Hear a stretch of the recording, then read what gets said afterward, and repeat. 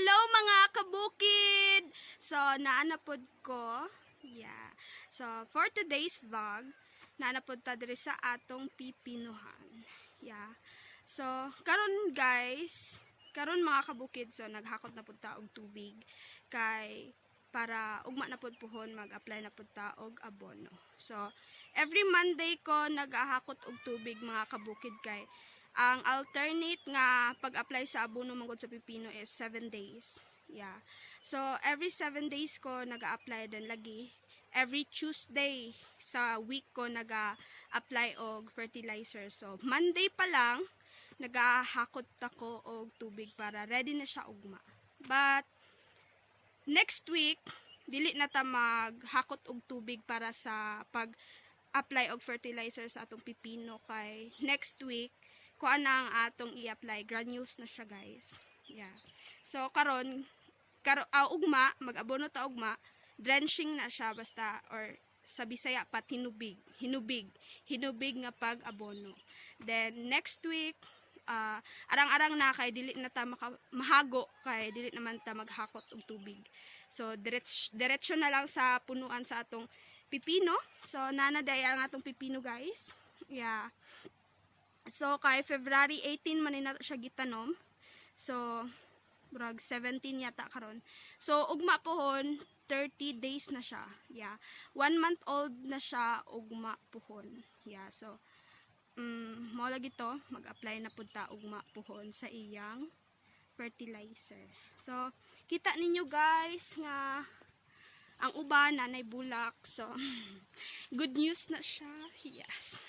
So, kay namulak na itong pipino. So, syempre, padulong na siya mamunga. So, murag, next week, next week, siguro maka-harvest na ta na og pipino. So, naraday ang atong pipino, guys. Yeah. So, muna siya iyang mga bulak. So, next week, mahimo na siya og bunga. Kay ang pipino manggod mga kabukid is dali ra na siya. Yeah, imagine 1 month lang. 40 days. 40 days old ang imong pipino, mag-start na ka og harvest. Pero ang final gyud ana siya guys nga boom nimo harvest is 45 days na siya sa mga inana. Kaya pag na siya sa mga 40 days pa manggod, kuan pa lang siya, ginatawag pa lang na siya og kanang tawag ganin ha. So ito ha. Yeah. Kuan kanang ginagmay pa lang imong ma-harvest tag-isa nang dili pala jud siya as in boom. Yeah. So mao lang to guys, ugma puhon mag-abono na to sa atong pipino.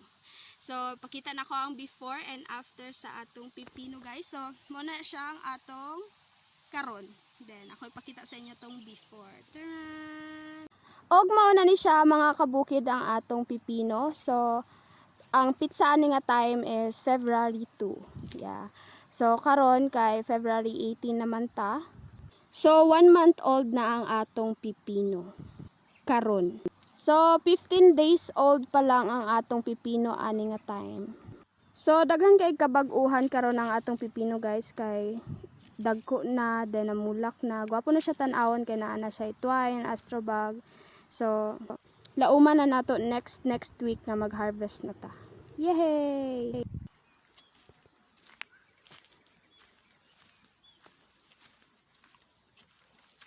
So, kung matingala day mo mga kabukid nga kanang, uy, isa man siya. Farmer man siya niya. Nganong pipino ra kasagaran ang matanom or kasagaran ninyo makita sa akong mga video pipino ra. Kaya tungod na siya sa reason guys nga kanang kulang ta sa financial. Yeah, mamasin ta nga makasapak ta og maayong nga presyo sa pipino kay para maka-invest ta sa lain na pod nga gulay. Kay abi ninyo guys, ang pipino manggod gamay ra ang imong financing. Yeah. So kani nga mga twine nga atong gigamit karon guys. Mo pa ni siya tong mga twine nga gigamit nato tong niaging tuig. Yeah, so ato ara siyang gi-recycle. So wala na may gasto ani sa twine o kaning astrobag kani. So salin ni siya sa ato ang mga pipino sa una. So So kay ang astrobag is kaya niya mo kaya ang isa nimo ka astrobag guys, kung palito na nimo siya 180, magamit na siya sa duha ka lata nga pipino. So kay naman may sobra, so mora naman gigamit karon, wala namin nagpalit. So ang among gipalit lang karon guys is kuan lang, similya ra og abono og insecticide, mao lang.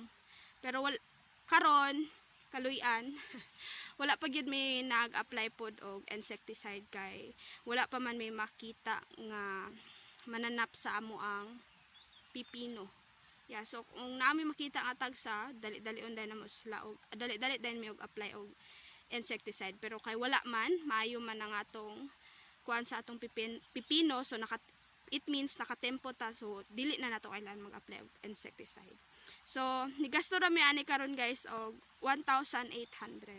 So gamay ra, so makaya ra siya sa bulsa. So namoy uban mga gulay, grabe ka ati manunon, so mo nang dili mi makagulayan og ubang gulay. Pero og kaluy-an nami similya amo ang testingan og gulay og uban. So karon guys, explain na nako kung anong puro pipino ang akong tanong.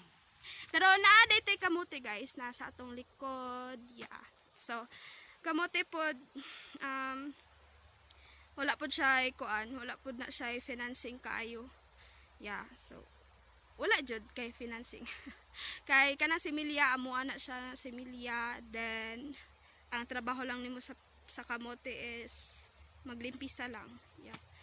Then dili naman ka nag-a-apply ana og abono. So mora gyud na among mga tanom sa among bukid guys, kato lang mga crop nga kanang dili kayo siya ati manunon o dili kay siya gastos. Kay lagi wala tay financial, kulang ta sa financial. Yeah, so mo ni siya ang atong lauman guys, ang atong pipino. Kay og kaluy-an ta nga maka halin-halin ta og dako. Yeah. So mag-try ta og lahi na pod nga crop. Yeah, so nagabala ko nga mag-ampalaya. So I hope nga makapalit kog similya sa ampalaya guys, kay mag-ampalaya na pod ko. Yeah, so dinhalang ko tubtan ang akong vlog karon. So salamat sa inyong pag-support sa akong vlog. Salamat kay sa akong mga followers guys. Salamat sa naga-share sa akong video. Salamat sa nagatanaw. Yeah, bisag nagatanaw lang mo, dako na kay magtabang para sa kuha.